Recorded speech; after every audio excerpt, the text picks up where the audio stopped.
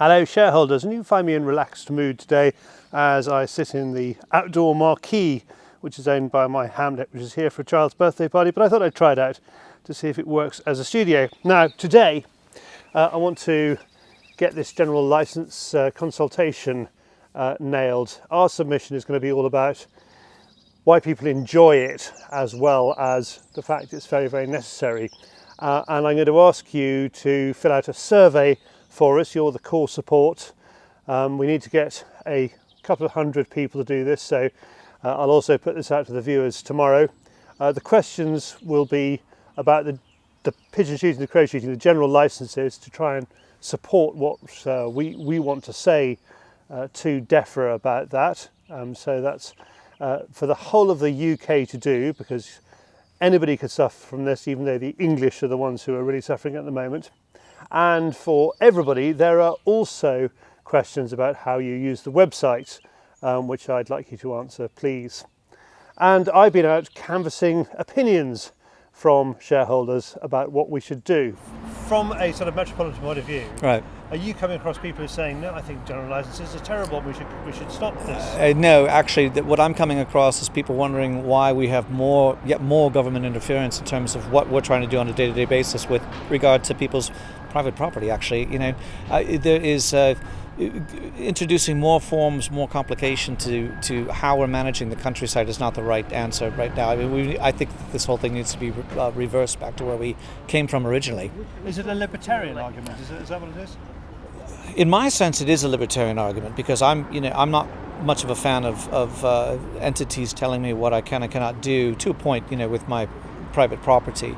What I don't understand is who gave these people the moral high ground. In terms of what we do in the countryside with managing vermin, etc. We've been doing it quite well for 1,000 years. It's worked out very nicely. Why now do I suddenly need a series of London-based lawyers or social justice warriors dictating exactly how it is that we should be managing the countryside? That's a travesty. It shouldn't be happening that way.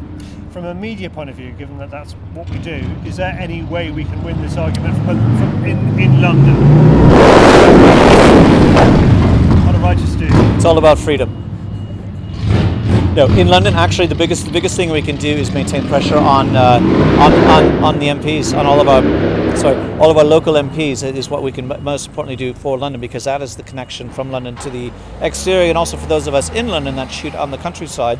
Essentially, we're just making our opinions known in whatever circles we can, and that does carry weight, because this does project through to other people in other conversations. So that would be my feedback on it, Beckley. Thank you, James. And the link to the survey is on the screen. Now, what's in this week's show? Well, we've got lots of options and we're not quite sure what we're going to put in. Tim Pilbeam is testing carbon stocked rifles. Many of the manufacturers bring out rifles with carbon stocks these days instead of the plastic or the wood we're used to. So he's seeing what they're like. We have got Ben Husthwaite back, clay shooter, giving his clay shooting tips in advance of the clay shooting season. And I've recorded a silly animation about the general licenses, but it may do well on Facebook. And we have got a Browning day up at WMS in Wales. So quite a lot of summer activity, a bit heavy on the rifles, but Ben should bring it back to shotguns with any luck.